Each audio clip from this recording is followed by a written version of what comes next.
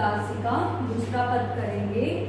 मन की ही मन में ही मांझ रही, कहिए जाई कौन पे ऊठो, नाई परत कही। तो साथ साथ हम शब्दार्थ देखेंगे।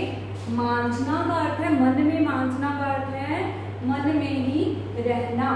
मतलब गोपियां ये कह रही थी कि उद्धव, हम चाहते थे कि हम अपने मन की सारी बातें श्री कृष्ण से करें, पर श्री कृष्ण वापस नहीं लौटे, जिस कारण जो हमारे मन की बात है वो हमारे मन में ही रह गई।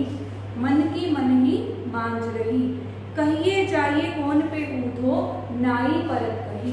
तो उद्धव से पूछती हैं कि उद्धव, हम कहाँ जाएं, हम अपने मन की बात करने के लिए किसके पास जाएं, क्योंकि हमारी बात सुनने के लिए कोई भी नहीं है। अवधि आधार आस आवन की, तन मन बिथा सही। अवधि आधार, अवधि का अर्थ है समय, आधार का अर्थ है सहारा।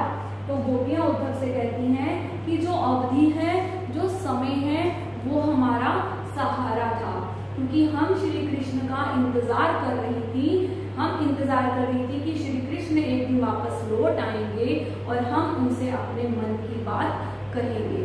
तो इसलिए जो अवधि है, जो समय है, वो हमारा एक सहारा था, जिस कारण तन मन की बिथा सही, जिस कारण हमने जो अपने तन मन की पीड़ा, बिथा का अर्थ है पीड़ा, पीड़ा को सहा है। किस कारण सहा है? क्योंकि उनके मन में एक आशा थी, आशा की किरण थी कि श्री कृष्ण एक दिन वापस लौट आएंगे। इसी आशा की किरण के सहारे उन्होंने अपने जो तन मन की व्यथा है, जो पीड़ा है, उसको सहा है। अब इन जोग संदेशन सुन सुन, बिरहनी बिरह दही। जोग संदेश का अर्थ है योग साधना का संदेश। उद्धव जो थे वो गोपियों के पास योग साधना का संदेश लेकर आए थे। वो चाहते थे कि गोपियां जो है तपस्या करें और ईश्वर की प्राप्ति करें, श्री कृष्ण को ईश्वर मानना छोड़ दे। तो उद्धव जो था वो योग साधना का संदेश लेकर आया था।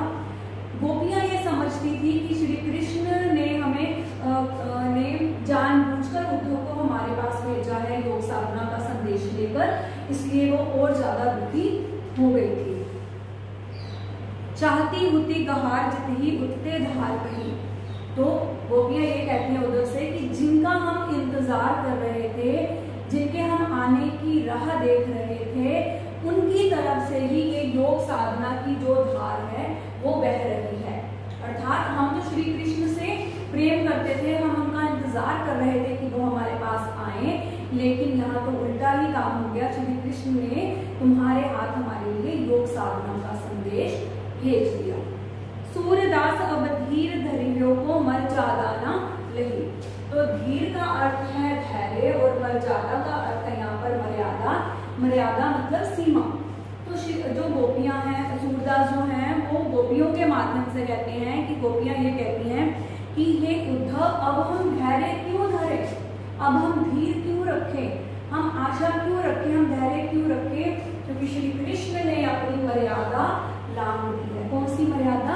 प्रेम की मर्यादा।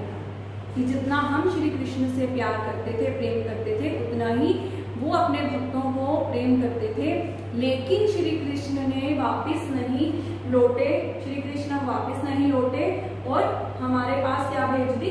योग साधना की, योग साधना का संदेश भेज दिया, जिस कारण वो कहती हैं कि श्री कृष्ण जो है वो अपनी प्रेम की मर्यादा को भूल गए हैं, प्रेम की मर्यादा को लांघ गए हैं, तो इसलिए हम धैर्य क्यों रखें। ठीक है, तो इसका भाव ये है कि गोपियां उद्धव द्वारा लाई गई जो योग साधना का जो संदेश है उससे वो बहुत दुखी थी, क्योंकि वो ये समझ रही थी कि श्री कृष्ण ने उद्धव को जानबूझकर हमारे पास योग साधना के संदेश के